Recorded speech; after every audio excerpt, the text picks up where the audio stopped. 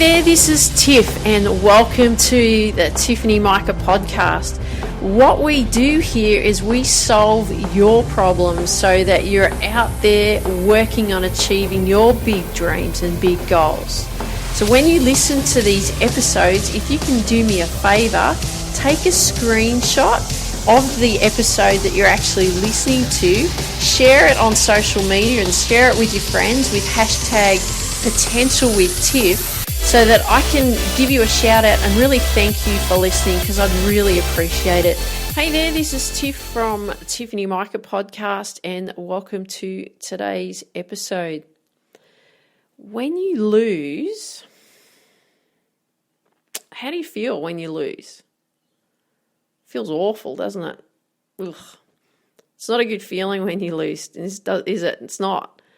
Like, you feel like a failure, you feel like you're not good enough, you let yourself down, you feel like you let others down, and it's much better to win, isn't it, than to lose. I get it.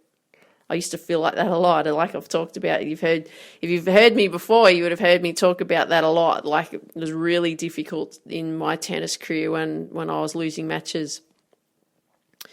But how we want to be looking at this is losing is part of learning. You're actually not a failure. And it's not that you're not good enough and you haven't let yourself down and you haven't let others down. Like I said, losing it's all part of learning. But the reality is that these losses are part of the learning process. And sure, you know what? It's great to win. Like I've said before, it is. It's awesome to win. It's a great feeling. But think about it too. The professionals lose as well. They don't always win everything. Everyone expects a professional to be like a machine. And I know we've talked about that in a previous episode about striving for mastery and about being machine-like. But losses do happen. And the thing is we need to ensure that we're learning about the losses. Okay, we're learning from the losses, because that is so important that we're learning from them. Because if we're not learning from the losses, how do we expect to improve? We don't. We can't improve because we're not learning anything. All we're doing is feeling like a failure. We're feeling like we're not good enough. We're feeling like we're letting people down around us. We're feeling like we're letting the team down. We feel like we're letting ourselves down. And like I said, I talk about this a lot in episodes about my tennis career, my short-lived tennis career, because I don't want you to be going through what I went through. This is the whole idea of why I created the podcast. This is the whole idea of why I've written the book that I've written. Because I don't want you to feel like a loser like I did. I don't want you to feel like a failure like I did. I don't want you to feel like you're not good enough like I did. I don't want you to feel like people were making fun of you behind your back like I had. I don't want you to feel like, when people come up to you and ask you questions, how did you lose to that person? What went on there? So you must be pretty hopeless if you lost to her. And I look at it and I look back and I go, God, I wish I had someone who said, you're right, you know what, Tiff? Let's have a look at your match today. And let's look at these two simple questions. Oh, do you know what these two simple questions are? What worked and what didn't work? Very simple questions. And I've talked about that in Strive for Mastery. If you heard the previous episode, we looked at when we evaluate what worked, what didn't. Wow, could you imagine the excitement of someone saying, hey, all right, so what, you lost? It's all part of the learning experience. Okay, what could we learn from this? How exciting would that be? Go, oh, okay, great. Okay, all right, I didn't do this, and this well, but I did this, and this really great. And then you go off, and then you start working on all these things that you need to be working on, and you continue to improve the things that did work to prepare for your next tournament. Now, that's way more exciting, isn't it? Of course it is. But what if you didn't have someone to say that to you? And most likely you don't. But you know what? That's okay. That's why I'm here. I'm here to prompt you. I'm here for you to think about it. I'm here to help you. Because like I said, I don't want you to go through what I went through. So you can do plenty of things here to get feedback where to improve. But before we actually do that, I want to go over this bloodline code. Yeah, we're doing another bloodline code. Embracing failure as feedback. So what do I mean when we embrace failure as feedback? Okay, so what I mean here is when you lose, it is not failure. It is a result of your current performance. You ruthlessly decipher where you failed. Okay, so you go back and you evaluate. You distinguish between your current reality and your ultimate performance. Whew.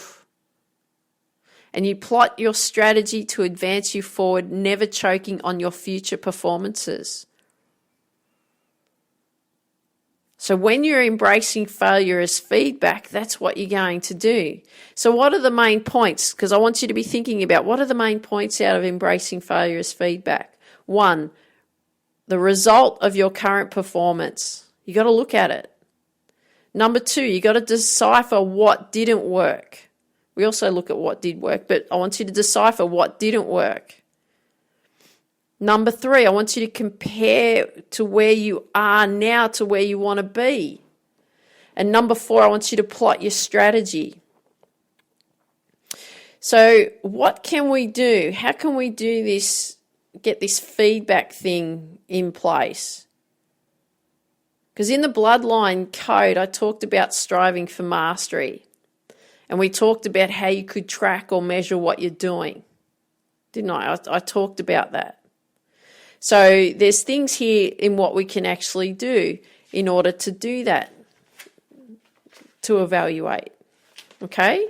So what I want you to do here is I want you to get your notebook out and I want you to get ready to listen to what I have to say here. Okay? Because we need to make sure that how are we going to do this? How are we going to embrace failure as feedback?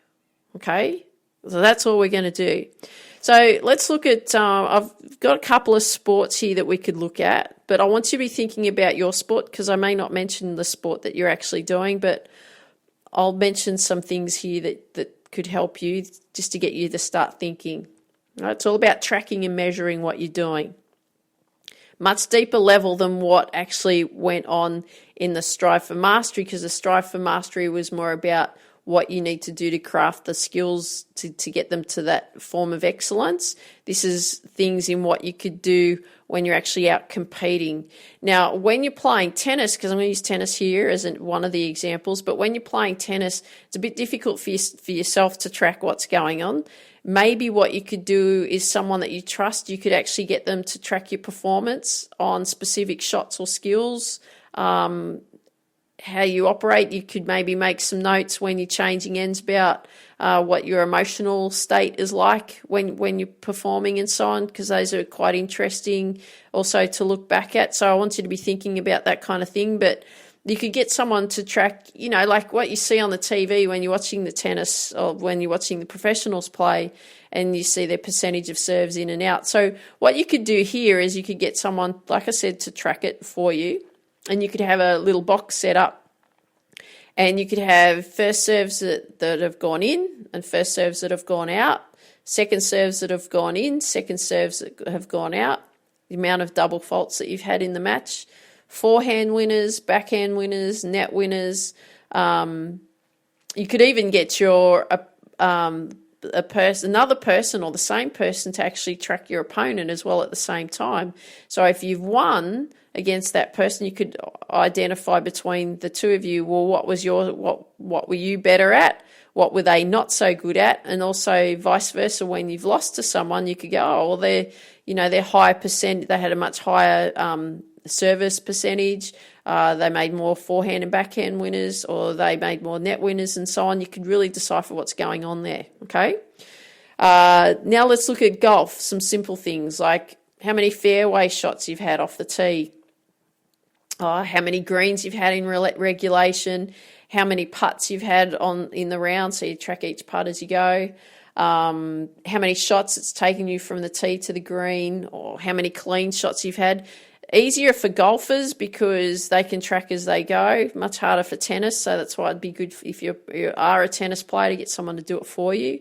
Same with soccer. Soccer would be very difficult to track for yourself, but you could get someone to do that for you. It's like how many times, how many passes you made, how many tackles you made, how many times you broke away with the ball, or how many times your feet actually got to touch the ball throughout the game, how many shots you had at goal. You could be looking at things like that. Swimming could be how many strokes for 50 metres, if you've got a 50-metre race or a 100-metre race or whatever, how many strokes you've actually taken. And you could monitor that too and write down the time and go, okay, it's taken me so many strokes to get to for the 50 metres.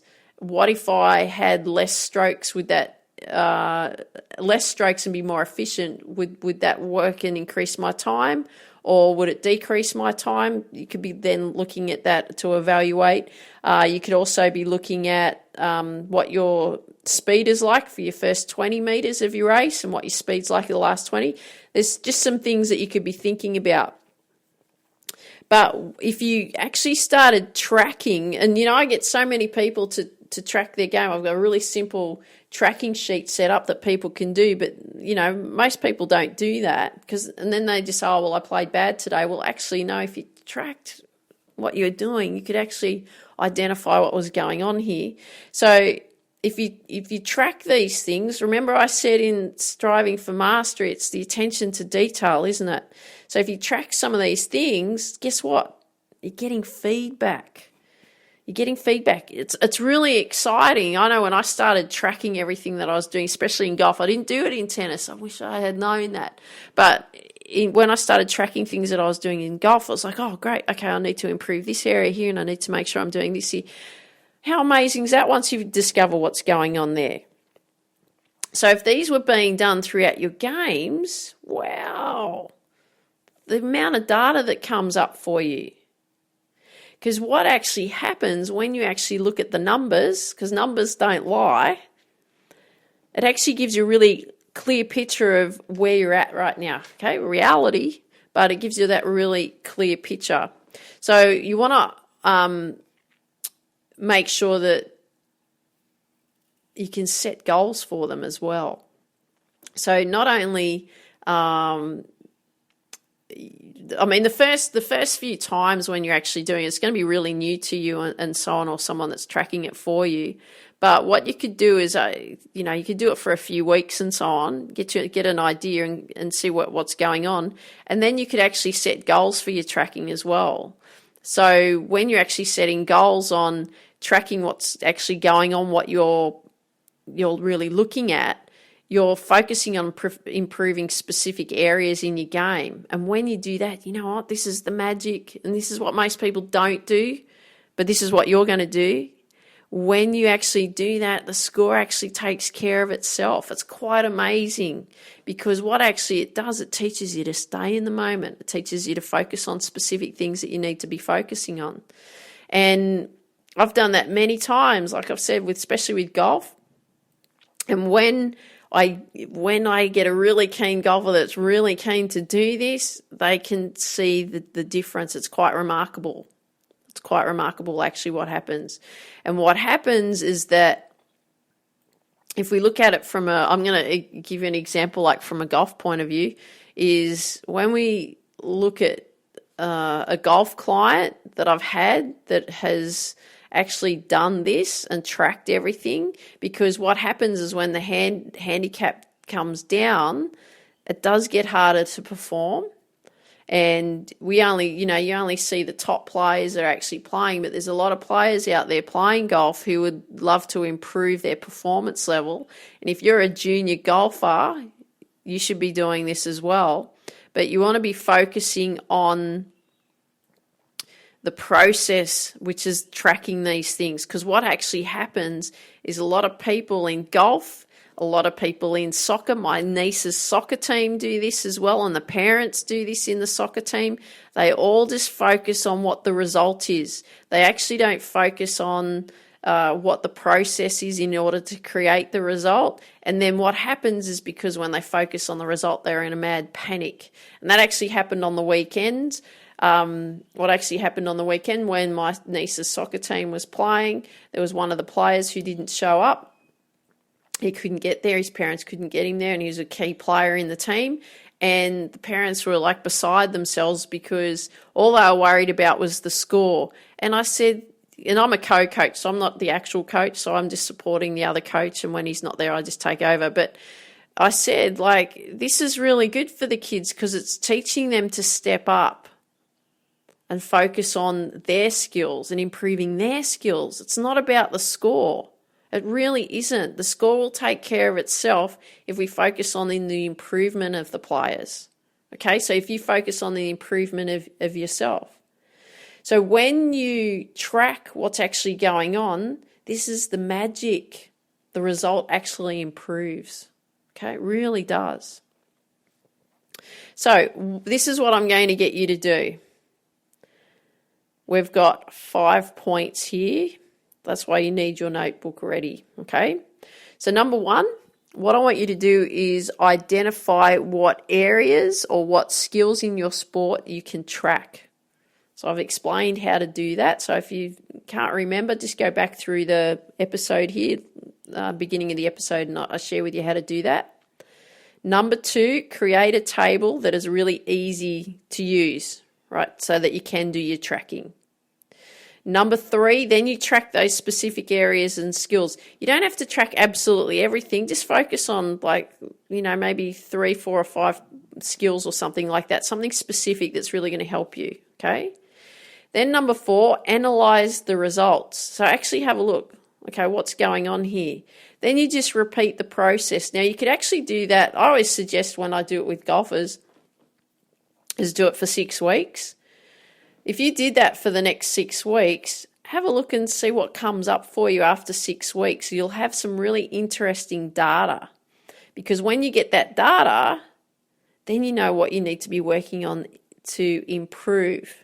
And it's like I said, when we're embracing failure as feedback, it's really to help you to get to where you want to go. Okay?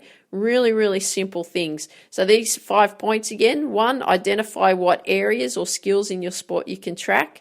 2, create a table that's really easy to track.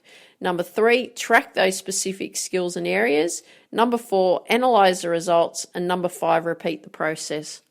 So I really hope you enjoyed today's episode. I hope you got a lot of value out of it, and I would love to see what results you come up with regards to putting these together.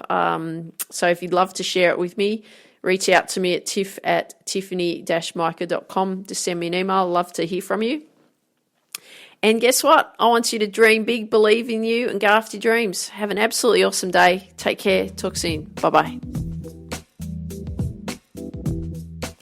Thank you so much for listening today. If you have any questions about the frustrations that you're actually going through right now, come over and visit my site, tiffany-micah.com, and you will see on the home page I've set up Ask Tiff. Now, what Ask Tiff is this is where you can ask me a question, and I will record an episode for you on how to solve that frustration or those frustrations you're actually going through, so that we can get the problem solved for you, so that you're actually out there achieving your big dreams and goals.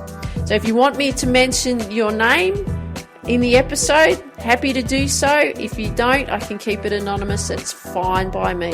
But make sure you go over and go to the Ask Tiff on the homepage of my website. If you've just got 30 seconds to spare, I'd also appreciate if you could leave a 5-star review wherever you hear these episodes. And remember, take a screenshot, add the hashtag #potentialwithtiff so that I can give you a shout out for sharing these episodes on social media. I'd really appreciate it. And remember this, always, always, always dream big, believe in you, and go after your dreams.